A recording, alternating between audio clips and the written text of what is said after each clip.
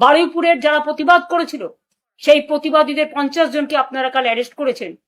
আমি শুধু মনে করিয়ে দিই, আরজি কর নিয়ে অনেক প্রতিবাদ হয়েছে, আমিও রাস্তায় মিছিল করেছি, সবাই করেছেন, আমরা কিন্তু একজনকেও অ্যারেস্ট করিনি। তার কারণ গণতন্ত্রের প্রতিবাদ করার, প্রতিরোধ করার ভূমিকা আছে।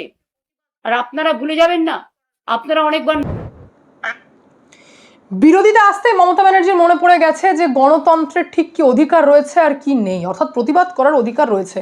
কিন্তু আমার যেটা সব থেকে বেশি কানে লাগলো, আমি আশা করছি আপনাদেরও মনে হয়েছে, দেখুন না, আজকে মুখ্যমন্ত্রী পদে মমতা ব্যানার্জি বসতেন যদি বারুইপুর আর আরজি করের ঘটনা দিদির চোখে সেম না হতো। মানে কি অদ্ভুত বিষয় যে কোন মামলাকে গুরুত্ব দেওয়া উচিত, কোন মামলা কিভাবে দেশের বিরুদ্ধে যাচ্ছে সেটা পর্যন্ত বোঝার ক্ষমতা নেই তার হাতে। আমরা 15 বছর রাজ্যটাকে ছেড়ে দিয়েছিলাম। মমতা ব্যানার্জি বলছেন যে বারুইপুর আর আরজি কর একই প্রতিবাদ, মানে দিদির চোখে দুই প্রতিবাদ সেম। কি অদ্ভুত বিষয়।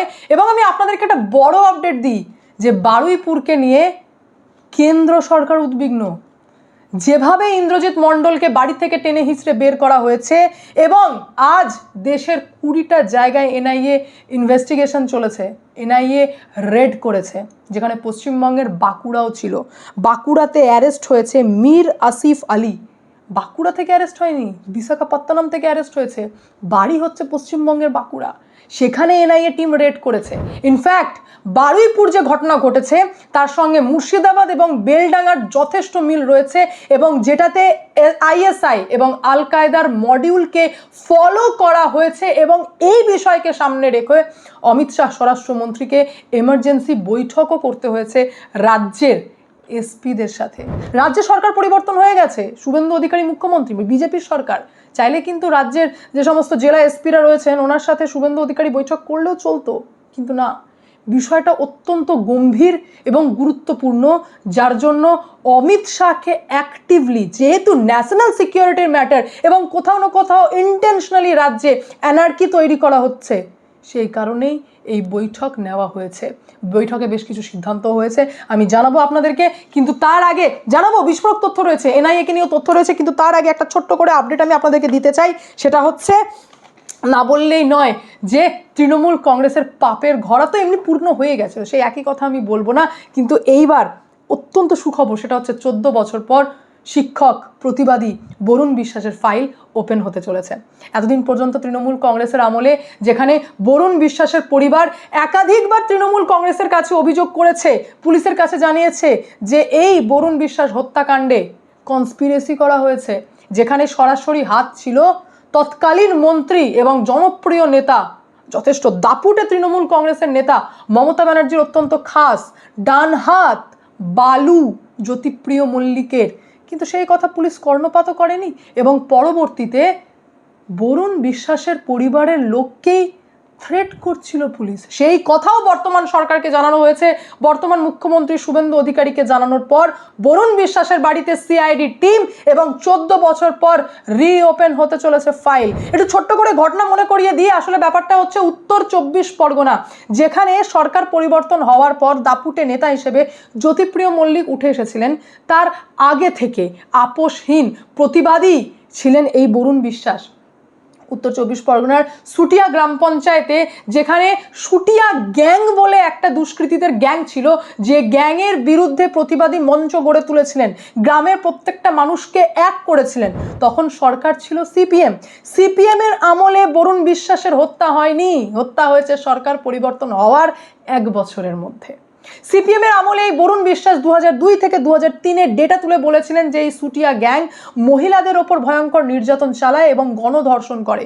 সেই কারণে সুটিয়া গ্যাংয়ের যে প্রধান ছিল সুশান্ত চৌধুরী, তার বিরুদ্ধেই অভিযোগ এবং তারপর গ্রামবাসীকে সাহস দিয়ে পুলিশের থানায় নিয়ে যাওয়া, এফআইআর দায়ের করা, সেখান থেকে আইন আদালত করা, কারণ সাধারণ মানুষের জন্য আইন আদালত বহুদূর, ভীষণ ভয়ঙ্কর একটা বিষয়। সেখানে গিয়ে সাহস জুগিয়েছিলেন এই বরুণ বিশ্বাস, সেখান থেকে প্রতিবাদী মঞ্চ, এবং শেষ পর্যন্ত তিনি হাঁপ ছাড়লেন যেদিন এই সুটিয়া গ্রাম পঞ্চায়েতের এই সুটিয়া গ্যাংয়ের বিরুদ্ধে 2002 থেকে 2003-এর মধ্যে অফিসিয়ালি গ্যাং রেপের 31টা অভিযোগ ছিল অফিসিয়ালি।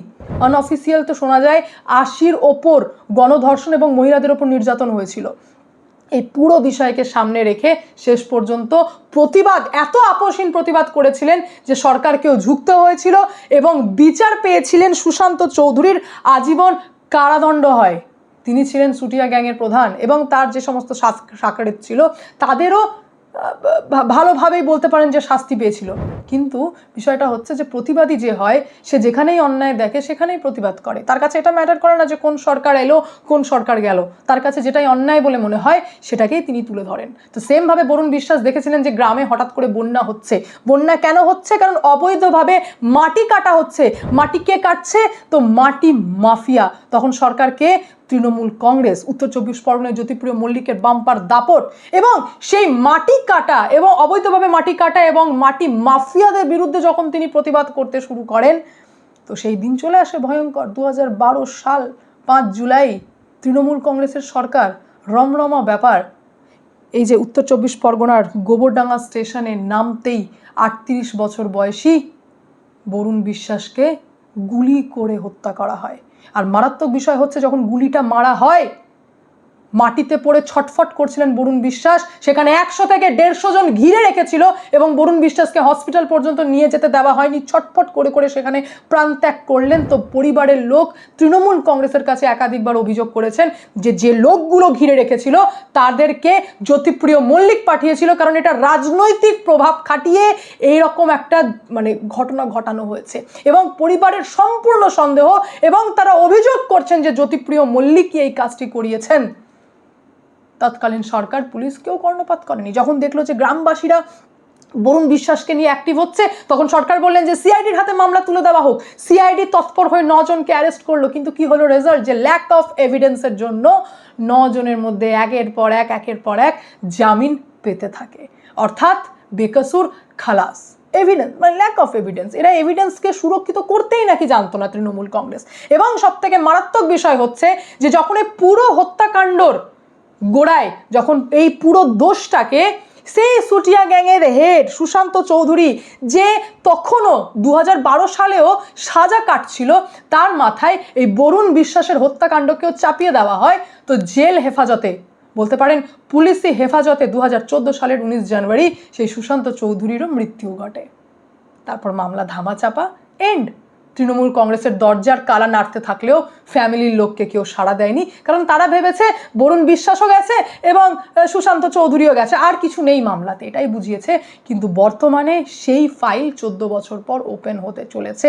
এবং মারাত্মক বিষয় হচ্ছে সিআইডি যে চার্জ শিট দিয়েছিল সেখানে জ্যোতিপ্রিয় মল্লিকের নাম তো দূরের কথা, গন্ধ পর্যন্ত ছিল না।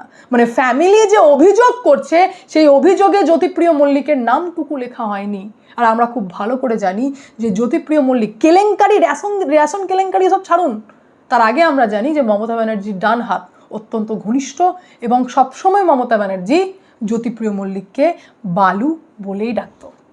আর নিজের দলের লোকের যখন নাম সামনে আসে তখন দিদি কেমন যেন ওই হয়ে যান, ধৃতরাষ্ট্র, কিছু দেখতে পান না, চোখটা বন্ধ করে নেন, তখন ওনার চোখে কিছু পড়ে না। এই সেম ঘটনা হচ্ছে আরজিকর, এভিডেন্স ট্যাম্পারিং।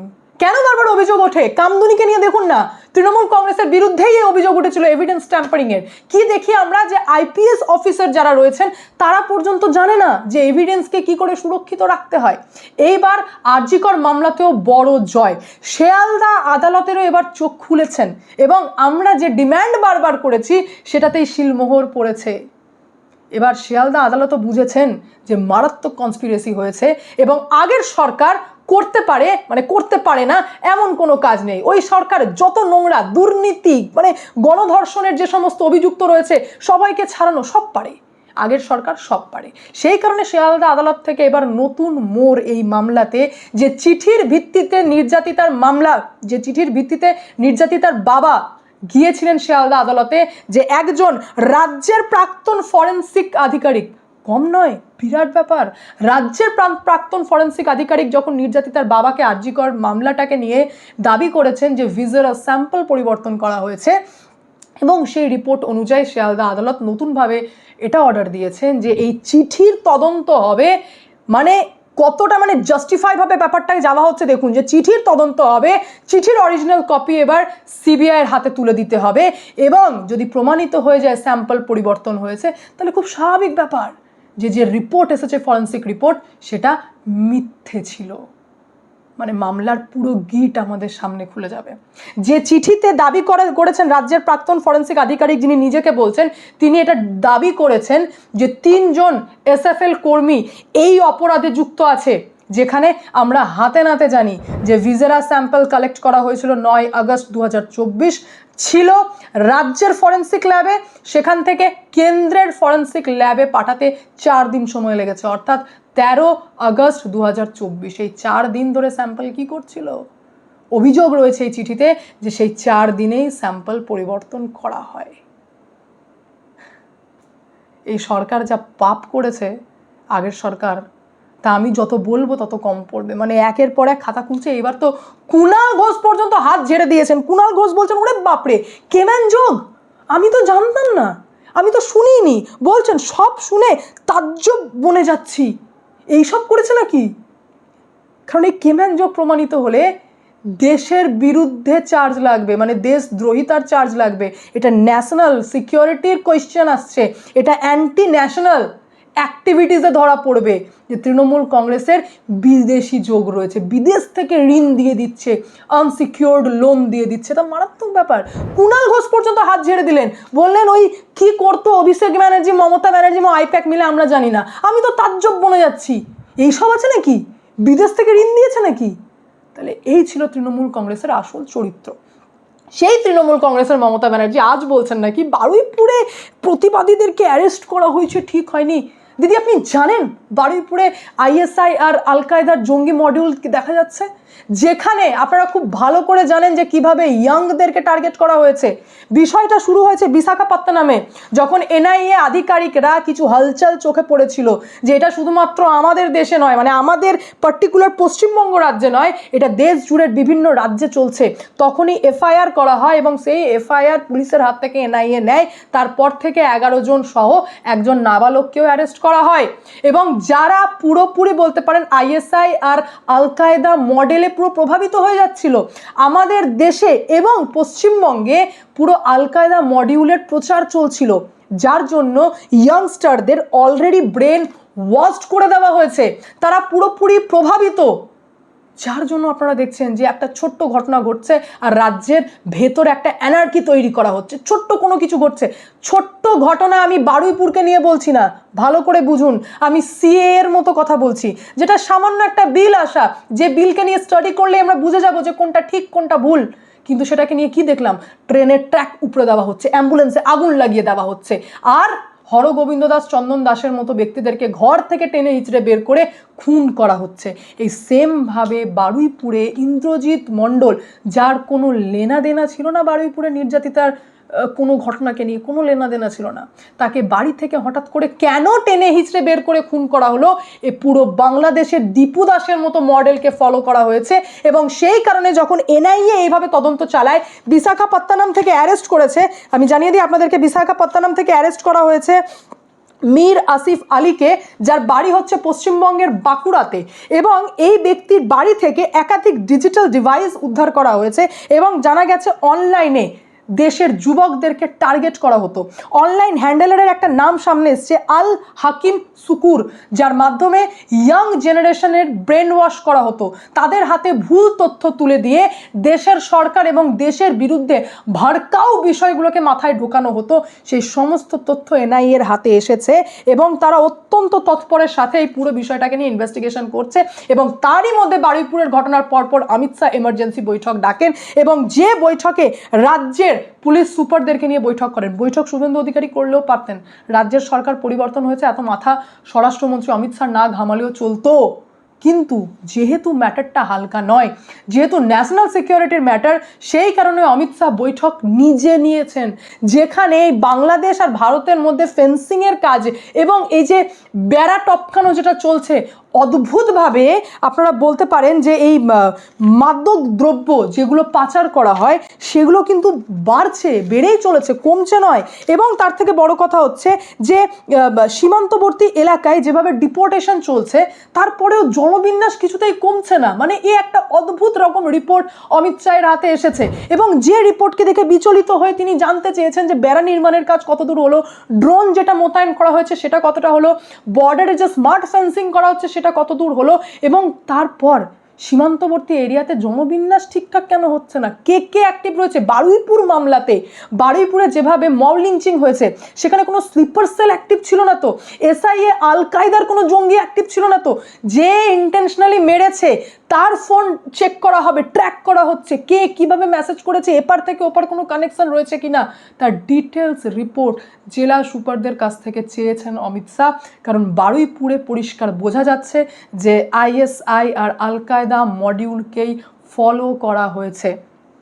তড়িঘড়ি সিদ্ধান্ত নেওয়া হয়েছে যে প্রত্যেকটা রাজ্যের রাজধানীতে, শুধুমাত্র পশ্চিমবঙ্গ বলে নয়, আমাদের দেশের প্রত্যেকটা রাজ্যের রাজধানীতে FRRO খুলতেই হবে, যেটা আমাদের দেশে অলরেডি 12টা জায়গায় রয়েছে, কিন্তু সেটাকে আরও বাড়াতে হবে। এবং FRRO এটাকে বলা হচ্ছে ফরেনার রিজনাল রেজিস্ট্রেশন অফিস, যার মাধ্যমে বিদেশি যারা আমাদের রাজ্যে রয়েছেন তাদের প্রত্যেকটা চলন এবং তারা কোথায় যাচ্ছে কি করছে সব কিছুতে নজরদারি রাখা হবে।